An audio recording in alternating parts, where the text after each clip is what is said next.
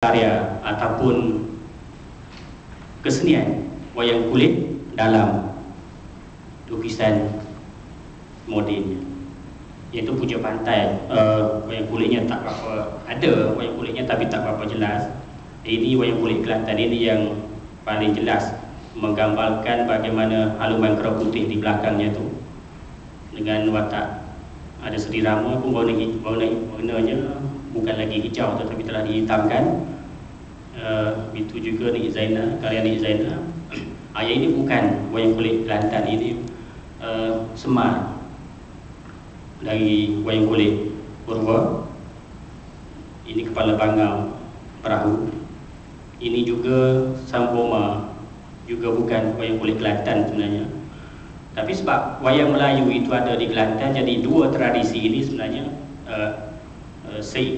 berjalan secara seiring. Artinya proses asimilasi budaya telah terjadi dalam tradisi wayang kulit apabila dari tradisi wayang kulit di depan kelir dipindahkan ke kanvas oleh pelukis. Nah, ini antara bentuk wayang kulit Kelantan yang pindah oleh Nik Zainal. Ini juga antara karya Nik Zainal. Ini bukan wayang kulit Kelantan, ini wayang kulit Melayu. Ini antaranya juga karya Nik Zainal yang berjudul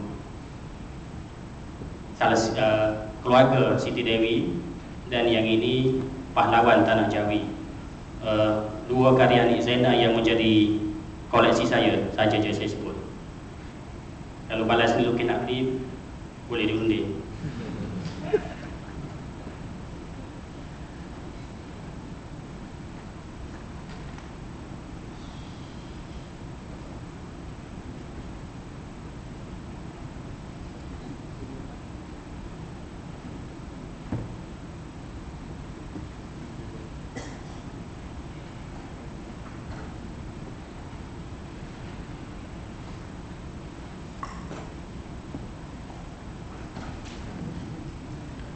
Selain pelukis Nik Zainal, ini karya wayang kulit hasil karya pelukis Yusuf Abdullah. Tetapi sayang, yang saya tahu dalam koleksi balas seni lukis hanya ada satu saja karya Yusuf Abdullah yang berjudul wayang kulit. Kemudian ada satu lagi, ini juga wayang kulit karya batik Yusuf Abdullah. Ini yang dalang dan wayang juga karya Yusuf Abdullah yang ketika koleksi saya belum ingin dijual. Yang saya ingin membandingkan antara Yusuf Abdullah dengan Nik Zainal, saya fikir dua hal yang penting yang perlu kita lihat, bahawa antara dua tokoh pelukis ini dia memiliki gaya yang sama sekali berbeza. Nik Zainal, berdasarkan yang lukisan yang kita lihat tadi, karya-karya Nik Zainal semuanya dirakam dari luar panggung. Artinya Nik Zainal melukis karya dari luar panggung wayang kulit, tetapi berbeza dengan pelukis Yusuf Abdullah. Yusuf merakam dari dalam panggung. Jadi dalam tradisi wayang kulit, orang yang berada di luar dengan orang yang berada di dalam adalah memiliki tahap ilmu yang sama sekali berbeza. Itu untuk membaca inti, membaca makna dan membaca falsafah dalam wayang kulit harus berada di dalam panggung.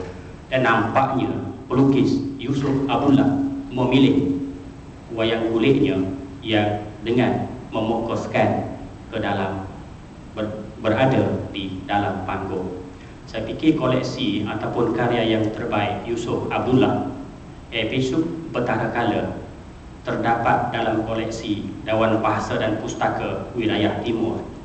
Bagaimana Yusuf merakam upacara episod Betara Kala ni, episod penyerahan kuasa seorang dalang tua kepada dalang muda untuk membolehkan dalang muda itu meneruskan kesinambungan wayang kulit. Dan karya episod Betara Kala tu saya fikir sepanjang yang saya lihat karya Yusuf Abdullah antara karyanya yang terbaik, merakam dan juga memberikan falsafah penyerahan kuasa di dalam persembahan wayang kulit Kelantan. Dan ini juga karya Yusuf yang dipamerkan sewaktu Bumi Angin. Kata silap saya di koleksi Bala Seni Lukis Negeri Kelantan, juga dirakam dari dalam panggung. Berbeza dengan karya-karya Nik Zainal yang kita lihat tadi. Sama juga dengan karya ini, bagaimana Dalang memegang di tangan kanannya watak Sri Rama, di tangan kirinya yang hitam itu Watamah Wajahwana, dan konsep baik di tangan kanan dan jahat ataupun yang tak baik itu di tangan kiri diterapkan oleh Dalang Yusuf Abdullah di dalam karyanya ini. Jadi saya fikir yang berdasarkan koleksi Nik Zainal dengan Yusuf Abdullah, saya fikir dalam waktu yang terdekat sesuatu harus dibuat untuk mendapatkan karya-karya terbaik Yusuf Abdullah, sebab rakaman karya yang dibuat oleh Yusuf sama sekali berbeza dengan karya Nik Zainal. Bahkan antara Yusuf dengan Nik Zainal, kedua-duanya merupakan murid kepada pelukis perintis Kelantan, iaitu Allahyarham Nik Mahmud Nik Idris.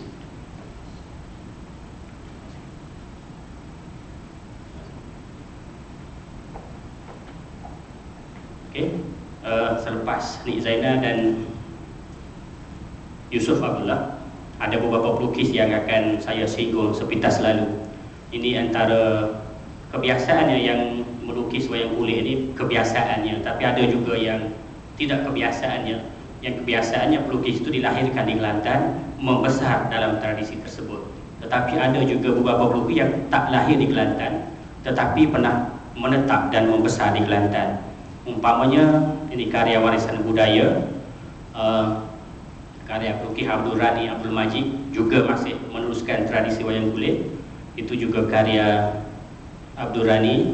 Itu juga ada ada 4 karya Abdul Rani, juga masih mengangkat budaya tradisi Kelantan dalam wayang kulitnya. Dan saya semalam terserempak dengan pelukis ini di suatu pelancaran, dan saya bertanya bagaimana beliau begitu berminat untuk memindahkan budaya ataupun tradisi Kelantan di kanvas beliau. Dan katanya sewaktu kecil bapanya pernah bertugas di Kelantan, dan selepas waktu insya beliau akan keluar dengan ibunya untuk menonton persembahan wayang kulit Kelantan. Menyebabkan hal itu sehingga kini masih tersimpan dalam kalbu dan nuraninya. Apabila melukis, hal-hal Kelantan itu akan dipindahkan di kanvasnya. Begitu juga ada satu pelukis lagi yang saya nak sebutkan, Dr. Ahmad Najib Ahmad Dawa, yang menghasilkan karyanya ini Sang Nagahari, ataupun menantikan hari-hari kelahiran yang dinantikan, juga mengangkat tradisi wayang kulit dengan bentuk patung yang berlapis, yang di atasnya menindih patung yang di bawah. Dan Dr. Najib walaupun berasal dari Karak, juga pernah belajar di Kelantan. Jadi tradisi itu ikut terpindah di atas kanvasnya. Dan barangkali ini antara pelukis yang terakhir barangkali yang akan sebutkan. Pelukis yang ini barangkali hampir tak dikenali pun dalam arena seni lukis mutakhir tanah air. Ini antara siri Waklum Menjadi Raja yang dihasilkan oleh pelukis baru, namanya Termizi Mukhtar.